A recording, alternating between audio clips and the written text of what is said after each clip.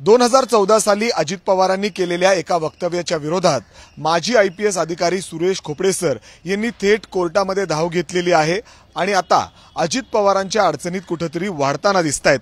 माझ्यासोबत स्वतः माजी आयपीएस अधिकारी सुरेश खोपडे सर आहेत। सर, तुम्ही नेमका कोर्टात याचिका काय दाखल केली होती आणि काय नेमकं अजित पवार असं म्हणलेले?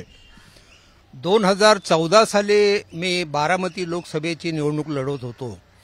त्यावेळेला मला एक क्लिप मिळाली माझ्या मोबाईलवरती। त्यात अजित पवार असे म्हटले होते की मासाळवाडी आमच्या उमेदवाराला मतदान केलं नाही तर मासाळवाडी गावचं आम्ही पाणी बंद करू। पाणी बंद करणं हा खूप मोठा गुन्हा आहे। मतदारांना भीती दाखवणे, दहशत निर्माण करणे आणि अनड्यू पद्धतीने इन्फ्लुएन्स करणे हा गुन्हा आहे। म्हणून मग कोर्टामध्ये मी खाजगी केस दाखल केली। त्यांनी जे वक्तव्य केलं होतं त्याची टेप, त्यानंतर त्यांनी एक भाषण केलं होतं त्याच दरम्यान बारामतीमध्ये, त्याची एक टेप आम्ही इलेक्शन कमिशनकडून त्यांच्या आवाजातली मिळवली।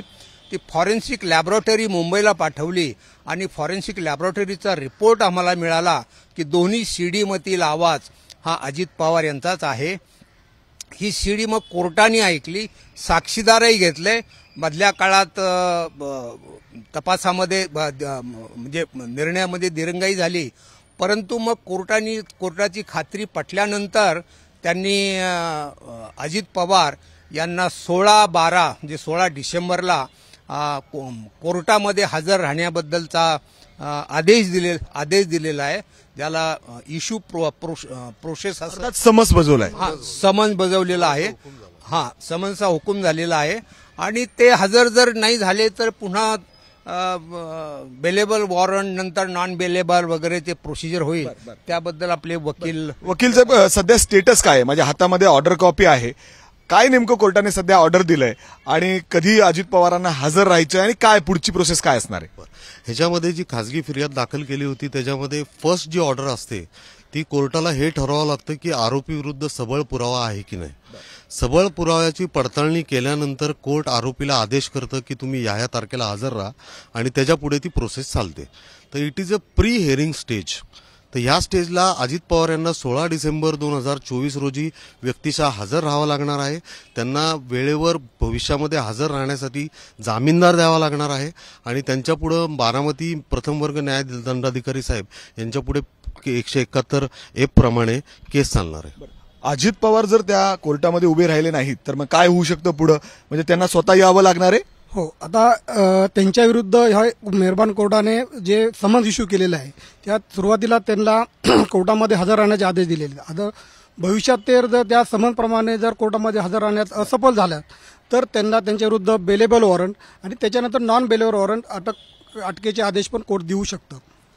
म्हणजे त्यांना देखील त्यांची बाजू मांडण्याचा पूर्ण अधिकार असेल। अर्थातच त्याच्यामध्ये ते त्यांची सुद्धा बाजू मांडतील। बाजू ते त्यांची बाजू मांडू शकतील।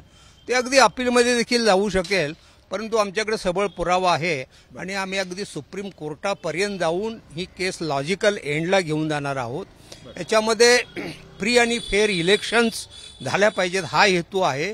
याच्यामध्ये लोकशाही आणि राज्यघटनेचं देखील रक्षण झालं पाहिजे हा त्या मागचा हेतू आहे। अर्थात 16 डिसेंबरला अजित पवारांना स्वतः बारामतीचे जे कोर्ट आहे त्या ठिकाणी हजर राहून कोर्टासमोर काही त्यांची बाजू मांडावी लागणार आहे। ज्या पद्धतीने माजी आयपीएस अधिकारी आहेत सुरेश खोपडे यांनी थेट अजित पवारांच्या विरोधात हा जो पूर्ण केस आहे ही कोर्टात उभी केलेली आहे आणि कोर्टाचा हा पहिला निकाल अर्थात ऑर्डर कॉपी ही आलेली आहे आणि अशा पद्धतीने अजित पवारांच्या अडचणी कुठेतरी वाढताना दिसतायत। जे वक्तव्य अजित पवारांनी केलेलं होतं त्याच्या विरोधात अशा पद्धतीने थेट कोर्टामध्ये धाव घेण्यात आली आहे। कॅमेरामॅन विजय राऊत, मी मिकी घई, एबीपी माझा, पुणे। एबीपी माझा, उघडा डोळे बघा नीट।